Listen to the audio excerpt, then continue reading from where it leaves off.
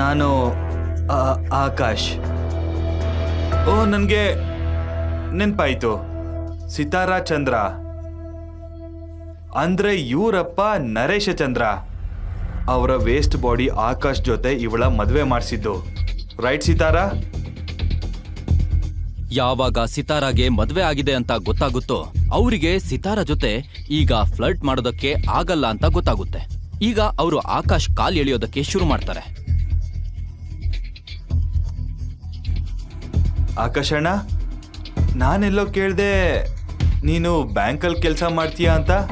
ನಾನು ತಿಳ್ಕೋಬೇಕು ಅಂತ ಇದ್ದೀನಿ, ನಿಮ್ಗೆ ತಿಂಗಳಿಗೆ ಎಷ್ಟು ಸಂಬಳ ಬರುತ್ತೆ? ಅವಮಾನ ಮಾಡ್ಬೇಕು ಅಂತಾನೆ ಅವರೆಲ್ಲರೂ ಈ ರೀತಿ ಪ್ರಶ್ನೆಗಳನ್ನ ಆಕಾಶ್ಗೆ ಕೇಳ್ತಾ ಇದ್ರು.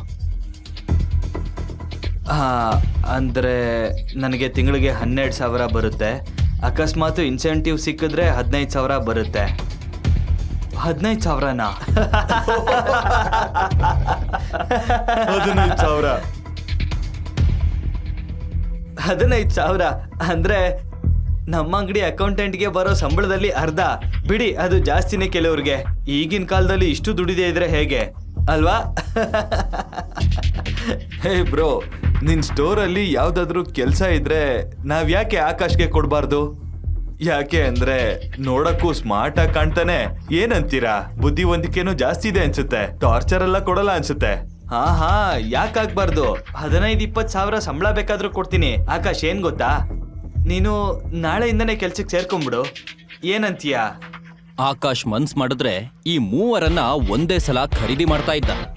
ಅವನಿಗೆ ಇದೆಲ್ಲ ಒಂದು ಮ್ಯಾಟ್ರೇ ಅಲ್ಲ. ಅದೇನಂದ್ರೆ ಮಿಸ್ಟರ್, ನಿಮ್ಮ ಆಫರ್ಗೆ ಥ್ಯಾಂಕ್ ಯು.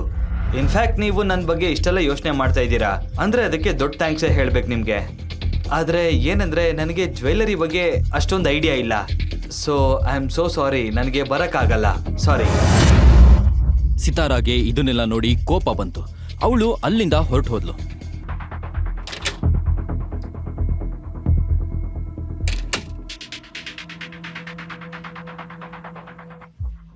ವಾಶ್ರೂಮಿಗೆ ಹೋಗಿ ಬರುವಾಗ ಅಲ್ಲಿ ಯಾರೋ ವಿಚಿತ್ರವಾದ ವ್ಯಕ್ತಿ ಅವಳ ಮುಂದೆ ಬಂದು ನಿಂತುಕೊಂಡ. Wow, so beautiful. ನಿನ್ನ ನೋಡ್ತಾ ಇದ್ರೆ ನನ್ನ ಮೈಯಲ್ಲಿ ಒಂಥರ ಆಗ್ತಾ ಇದೆ. ಅದನ್ನ ಹೇಳಕ್ಕಾಗಲ್ಲ, ಅದು ತೋರಿಸ್ಬೇಕು. ನನ್ನ ಮುಂದೆ ಇಷ್ಟು ಧೈರ್ಯವಾಗಿ ಮಾತಾಡೋದಕ್ಕೆ? Very energetic. ಇಂಥ ಮಾತುಗಳನ್ನ ನಿಮ್ಮಮ್ಮ ಅಕ್ಕ ತಂಗಿರಿದ್ರೆ ಹೋಗಿ ಹೇಳು. ನನಗೆ ಅವ್ರು ಯಾರೂ ಇಲ್ಲ, ನೀನೇ ಹೇಳ್ಕೊಡು. ಇಡಿಯಟ್. ಬಿಡು ನನ್ನ.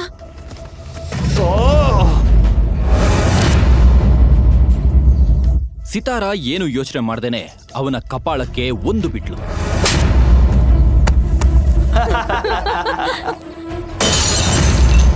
ಅವನು ಯಾವಾಗ ಗ್ಲಾಸ್ ಬಾಟಲ್ ಅನ್ನ ಒಡೆದು ಅವಳ ಮುಂದೆ ಇಟ್ನೋ ಅವಳ ಕಣ್ಣು ಮುಚ್ಚಿದಳು. ಎಷ್ಟು ಹೊತ್ತಾದ್ರೂ ಅವನು ಯಾಕೆ ಸುಮ್ಮನೆ ಇದ್ದಾನೆ ಅಂತ ನೋಡಿದ್ರೆ ಯಾರೋ ಆ ರೌಡಿಯ ಕೈಯನ್ನ ಹಿಡಿದುಕೊಂಡಿದ್ರು.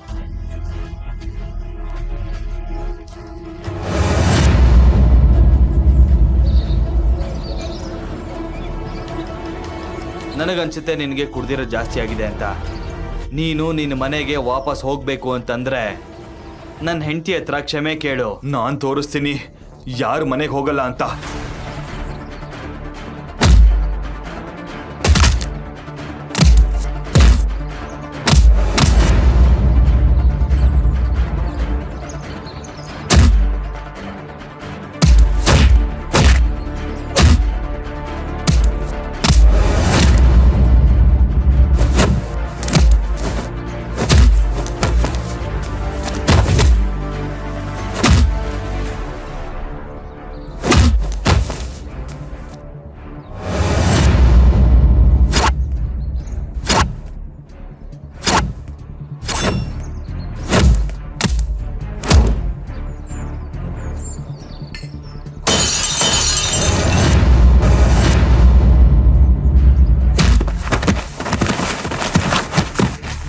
ಸಿತಾರಾ ಇದನ್ನೆಲ್ಲ ನೋಡಿ ಶಾಕ್ ಆದ್ಲು.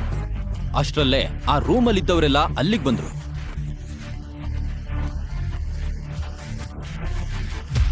ಸಿತಾರಾ, ನೀನ್ ಆರಾಮಾಗಿದ್ಯಾ ಅಲ್ವಾ? ಏನಾಗಿಲ್ಲ ತಾನೆ? ಇವನು ತುಂಬಾ ಕೆಟ್ಟ ಮನುಷ್ಯ. ನಾನೊಬ್ಳೇ ಇದ್ದೀನಿ ಅಂತ ನನ್ ಜೊತೆ ಕೆಟ್ಟದಾಗ ನಡ್ಕೋತಾ ಇದ್ದ. ಅವನಿಗೆ ಇದನ್ನ ಕೇಳಿ ಸಿತಾರಳನ್ನ ಇಂಪ್ರೆಸ್ ಮಾಡೋದಕ್ಕೆ ಇದು ಒಳ್ಳೆ ಟೈಮ್ ಅನ್ಕೊಂಡ. ಬ್ಲಡಿ ಇಡಿಯಟ್, ನಿನ್ನ ಬಿಡಲ್ಲ ಕಣೋ. ಅಲ್ಲ, ಅವ್ರನ್ನ ಕೇಳೋರು ಯಾರು ಇರ್ಲಿಲ್ಲ ಅಂತ ಅವ್ರಿಗೆ ಗೊತ್ತಿತ್ತು, ಯಾಕಂದ್ರೆ ಆ ಹೋಟೆಲ್ ಅವರ ಫ್ರೆಂಡ್ಸ್ದೇ ಆಗಿತ್ತು. ಹಾಗಿದ್ರೆ ಆ ವ್ಯಕ್ತಿ ಯಾರು, ಮುಂದೆ ಏನಾಗುತ್ತೆ ಅಂತ ತಿಳ್ಕೋಬೇಕಾ? ಈಗ್ಲೇ ಪಾಕೆಟ್ FM ಅಪ್ಲಿಕೇಶನ್ ಅನ್ನ ಡೌನ್ಲೋಡ್ ಮಾಡಿ. ಅಪ್ಲಿಕೇಶನ್ ಡೌನ್ಲೋಡ್ ಮಾಡಲು ಲಿಂಕ್ ಅನ್ನ ಡಿಸ್ಕ್ರಿಪ್ಷನ್ ಅಲ್ಲಿ ನೀಡಲಾಗಿದೆ.